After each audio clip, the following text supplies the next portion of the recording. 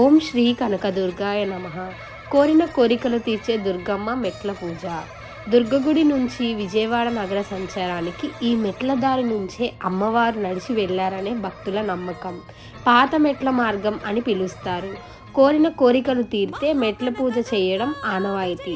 కొందరు భక్తులు మోకాళ్లపై మెట్లు ఎక్కుతూ మెట్టుకు పసుపు కుంకం పెట్టి కర్పూరం వెలిగిస్తారు.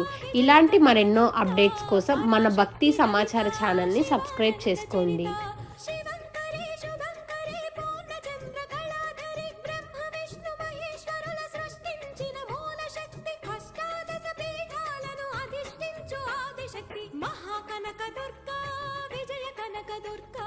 పరాశక్తి లలిత శివానంద చరిత